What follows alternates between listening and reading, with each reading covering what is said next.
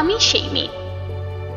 সেই মেয়ে যার জন্মের সময় কোনো শাঁখ বাজেনি, জন্ম থেকেই যে জ্যোতিষীর ছকে বন্দী, যার লগ্ন রাশি রাহু কেতুর দিশা খোঁজা হয়েছে না তার নিজের জন্য নয়, তার পিতার জন্য, তার ভাইয়ের জন্য, তার স্বামীর জন্য, তার পুত্রের জন্য। কিন্তু যার গর্ভ থেকে আমার জন্ম, সেই মায়ের কথা বলেনি কেউ। আমি সেই মেয়ে, জন্ম থেকেই যে বিবাহের জন্য বলি প্রদত্ত, যার বাইরের চেহারা, চোখ নাক ত্বক চুল রং নিয়েই দর কষাকষি, কালো না ফর্সা, খাদা না টিকালো, লম্বা না বেটে, কুতকুতে না টানা টানা, যার মাথার বাইরেটা নিয়ে সকলের ভাবনা, মাথার ভেতরটা নিয়ে কারো কোনো মাথা ব্যথা নেই। আমি সেই মেয়েটি যে ছোটবেলা থেকে শুনেছে জোরে জোরে কথা বলতে নেই, ছুটতে নেই, চেঁচাতে নেই, হাসতে নেই, এমনকি কাঁদলেও তা লুকিয়ে লুকিয়ে। আমি সেই মেয়ে যাকে বলতে নেই খিদে পেয়েছে, ঘুম পেয়েছে, ইচ্ছে করছে না, ক্লান্ত লাগছে, আর পারছি না, আর পারছি না। আমি সেই মেয়েটি খেলার জন্য যার হাতে তুলে দেওয়া হয়েছে পুতুল, পুতুলের আদল পাওয়ার জন্য, পুতুলের সংসার বানাবার জন্য। আমি সেই মেয়েটি যে গত কোনো শতাব্দীতে 5 বছর বয়সে মালা দিয়েছে গঙ্গা যাত্রীর গলায়, কুলীন ব্রাহ্মণের 365তম স্ত্রীর অন্যতমা হয়ে স্বামীর গর্বে হয়েছি গর্বিণী।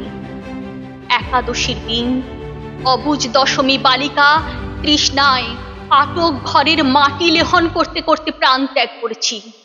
সন্তানের পর সন্তান জন্ম দিতে দিতে যন্ত্রণায় মুখ থুবড়ে পড়েছি সতীকাগারে, জ্বলে পুড়ে মরেছি সতীদাহে। আমি বুঝতে পারিনি যে চাকরির জায়গায় নিজের কাজের কুশলতা দেখাতে নেই। আমি বুঝতে পারিনি যে আমার প্রেমিককে তার প্রেমপত্রের বানান ভুলগুলো ধরিয়ে দেওয়াটাই আমার ভুল হয়েছিল।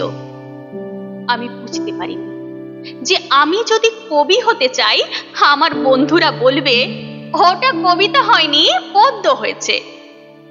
আমি বুঝতে পারিনি যে 20 শতাব্দীর দোরগড়ায় এসে দাঁড়িয়েও এই পুরুষ শাসিত সমাজ বুদ্ধিমতীদের জন্য অপ্রস্তুত। আমি সেই মেয়ে যে দেখেছে একটি নারী কেমন করে নিছক মেয়ে ছেলে বুনে যায়, চরিত্রের উল্টো দিকে হেঁটে যায় সফল স্বামীদের গিন্নিরা, শিক্ষার চেয়ে উজ্জ্বলতা পায় বেনারসি শাড়ির ফুলকি, বুদ্ধির চেয়ে দীপ্তিমান হয়ে ওঠে অন্ধকারে হীরা পান্না। আমি সেই মেয়ে, জানেন আমি সেই মেয়েটি যে জীবনের কয়েকটি বছর কেবল ভুলের পর ভুল পুনরপি ভুল করে চলেছি।